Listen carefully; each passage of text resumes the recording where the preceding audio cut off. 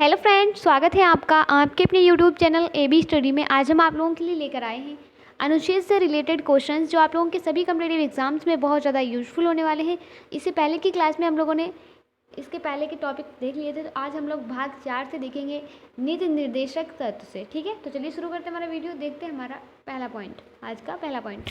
तो आज का पहला पॉइंट है नीति निर्देशक तत्व, जो अनुच्छेद 36 से 52 में आते हैं। इसमें अनुच्छेद 36 में क्या है?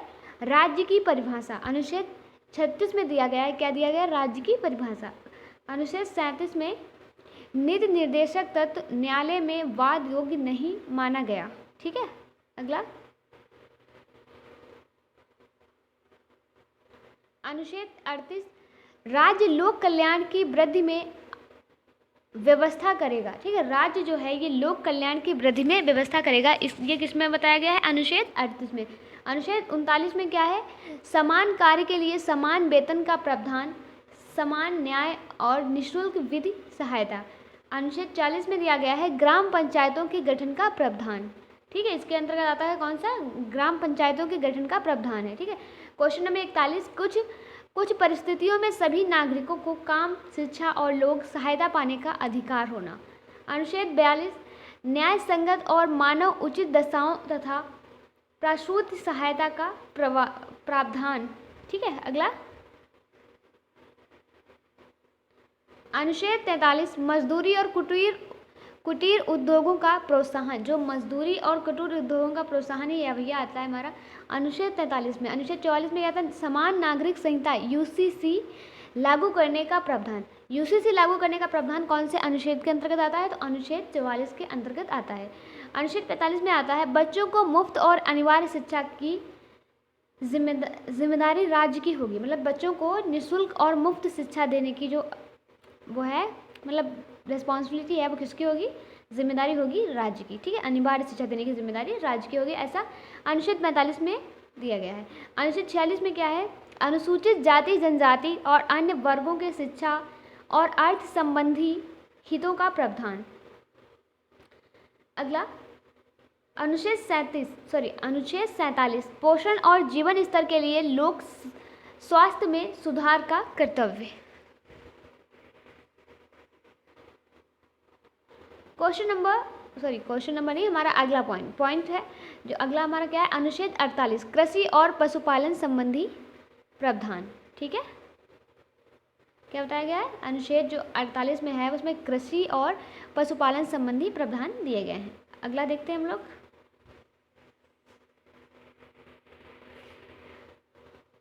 अनुच्छेद 48 भाग A। इसमें क्या दिया गया है? इसमें दिया गया है पर्यावरण और वन्य जीवों का संरक्षण। अनुच्छेद 49 महत्वपूर्ण स्थानों और वस्तुओं का संरक्षण। अनुच्छेद 50 कार्यपालिका और न्यायपालिका के कार्य विभाजन। अनुच्छेद 51 में दिया गया है अंतर्राष्ट्रीय शांति और सुरक्षा संबंधी प्रावधान। अंतर्राष्ट्रीय शांति और सुरक्षा संबंधी जो प्रावधान है वो अनुच्छेद 51 में दिए गए हैं। ठीक है, भाग 4 का पहला। ठीक है, जो भाग 4 का A वाला भाग है, भाग 4 का फर्स्ट, इसमें क्या दिया गया? मौलिक कर्तव्य। मौलिक कर्तव्य किस में आते हैं? भाग 4 के A में आते हैं। अनुच्छेद 51 का जो भाग A है उसमें, तो 51 का A में क्या है? 11 मौलिक कर्तव्यों का प्रावधान। जो अनुच्छेद 51 A है उसमें क्या दिया गया है? 11 मौलिक कर्तव्यों का प्रावधान है। ठीक है, और भाग 5 जो है संघ में क्या है? अनुच्छेद 52 से 151 तक इसमें आते हैं। तो अनुच्छेद 52 में क्या दिया गया है? अनुच्छेद 52 में है भारत के राष्ट्रपति का उल्लेख। भारत के राष्ट्रपति का उल्लेख है अनुच्छेद 52 में। अनुच्छेद 53 में है संघ की कार्यपालिका संबंधी शक्तियां राष्ट्रपति में निहित होगी। ठीक है, क्या बताया गया कि जो संघ की कार्यपालिका संबंधी जो शक्तियां हैं वो किस में निहित होंगी? राष्ट्रपति में निहित होंगी, ऐसा दिया गया है अनुच्छेद 53 में। अनुच्छेद 54 में क्या दिया गया? राष्ट्रपति के निर्वाचन मंडल। अनुच्छेद 55 राष्ट्रपति के निर्वाचन संबंधी पद्धति दी गई है 55 में। अनुच्छेद 56 राष्ट्रपति के कार्यकाल का उल्लेख। अनुच्छेद 57 राष्ट्रपति के पुनर्निर्वाचन की पात्रता।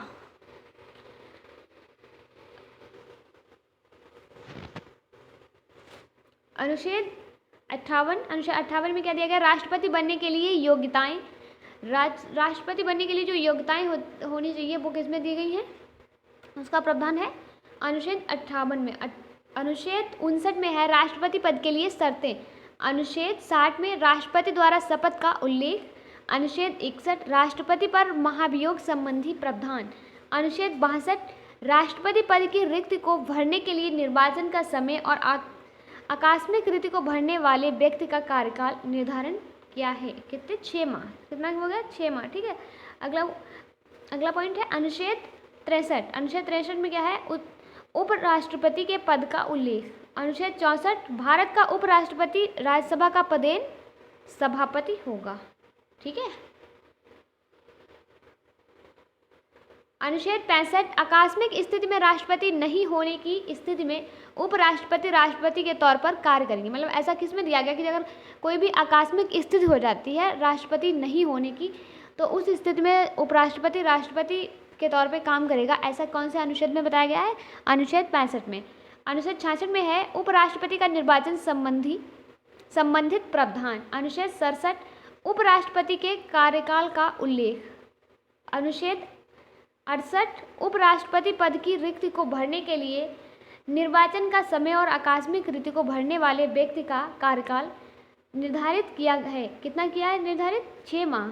अनुच्छेद 69 उपराष्ट्रपति की शपथ का उल्लेख। उपराष्ट्रपति की शपथ का उल्लेख जो है वो किसमें दिया गया है, अनुच्छेद 69 में। अनुच्छेद 70 में क्या दिया गया है, अन्य किसी आकस्मिकता में राष्ट्रपति के कर्तव्य का निर्वहन। अनुच्छेद 71 में दिया गया है राष्ट्रपति और उपराष्ट्रपति के निर्वाचन संबंधी विषय। अनुच्छेद 72 में दिया गया है राष्ट्रपति द्वारा क्षमादान की शक्ति। अनुच्छेद 73 में है संघ की कार्यपालिका शक्ति के विस्तार का उल्लेख। और अनुच्छेद 74 के अंतर्गत क्या दिया गया है, राष्ट्रपति को सलाह देने के लिए मंत्रिपरिषद का उल्लेख। अनुच्छेद 75 मंत्रियों से संबंधित अन्य उपबंध। ठीक है। अगला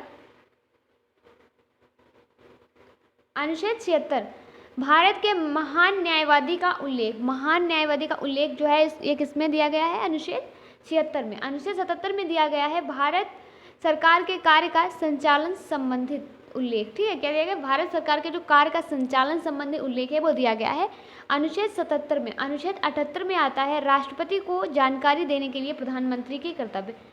राष्ट्रपति को जानकारी देने के लिए जो प्रधानमंत्री के कर्तव्य हैं उनका उल्लेख किया गया है अनुच्छेद 78 में। अनुच्छेद 79 संसद के गठन का उल्लेख।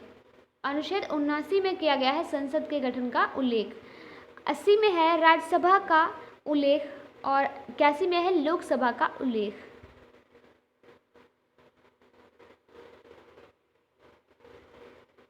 अनुच्छेद 82 में क्या है, प्रत्येक जनगणना के बाद सीटों का पुनः समायोजन। 83 में है संसद के सदन की अवधि का उल्लेख। संसद के सदन की जो अवधि है उसका उल्लेख कौन से अनुच्छेद के अंतर्गत आता है, अनुच्छेद 83।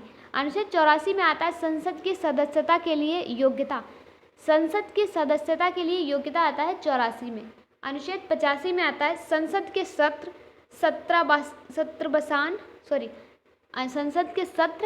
सत्रावसान और विघटन संबंधी उल्लेख। यह आता है हमारा अनुच्छेद 85 में। अनुच्छेद 86 में आता है राष्ट्रपति का संसद में अभिभाषण और संदेश भेजने का अधिकार। राष्ट्रपति का संसद में अभिभाषण और संदेश भेजने का अधिकार जो है इसका प्रावधान हमें किसमें मिलता है देखने को, अनुच्छेद 86 में दिया गया है।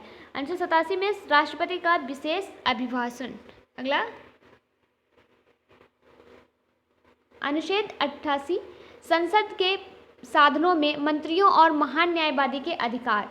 89 में दिया गया है राज्यसभा का सभापति और उपसभापति का उल्लेख। अनुच्छेद 90 राज्यसभा के उपसभापति का पद रिक्त होना, परित्याग या पद से हटाए जाने का उल्लेख। अनुच्छेद 91 सभापति के रूप में कार्य करने तथा कर्तव्य का पालन करने। ठीक है, सभापति के रूप में कार्य करने तथा कर्तव्य का पालन करने की उपसभापति या अन्य व्यक्ति की शक्ति का उल्लेख ये दिया गया है 51 में। अनुच्छेद 52 में क्या दिया गया है, थोड़ा स्क्रॉल कर देते हैं, फिर देखते हैं क्या दिया गया है।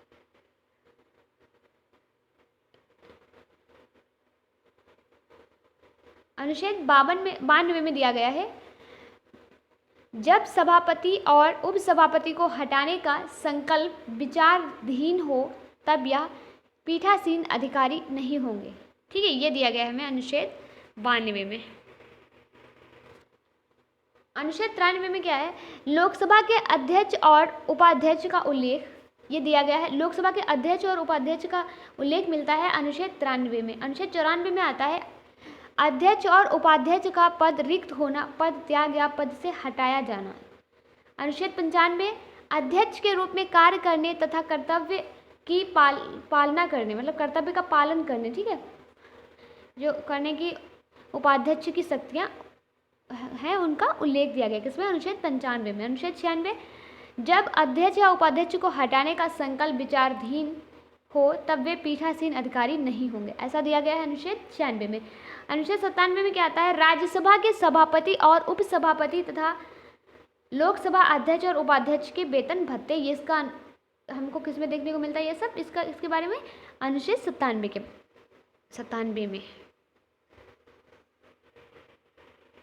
आज हम लोग सिर्फ अनुच्छेद 100 तक देखेंगे, उसके बाद अगली क्लास में देखेंगे। तो अनुच्छेद 98 में क्या है हमारा, संसद के सचिवालय का उल्लेख, संसद के सचिवालय का उल्लेख आता है अनुच्छेद 98 में। अनुच्छेद 99 में आता है संसद सदस्यों द्वारा शपथ का उल्लेख। अनुच्छेद 100 में क्या आता है, संसद सदनों में मतदान रिक्तियों के होते हुए भी सदनों की कार्य करने की शक्ति और गणपूर्ति। ठीक है, किस पे आता है, 100 में। सॉरी फ्रेंड्स, तो वीडियो अच्छा लगा तो लाइक करें, अपने फ्रेंड के साथ शेयर करें। चैनल पे पहली बार आए हैं तो अभी सब्सक्राइब कर लें और बेल आइकन को प्रेस करना बिल्कुल ना भूलें। अगर आप लोगों को कोई भी पीडीएफ चाहिए तो आप हमारे टेलीग्राम चैनल को ज्वाइन कर लें, जहाँ पे आपको सारी पीडीएफ्स फ्री में मिल जाएंगे। तो ठीक है, चलते हैं, फिर मिलते हैं अगली वीडियो में इसी तरह के क्वेश्चंस के साथ। तब तक के लिए bye bye and take care.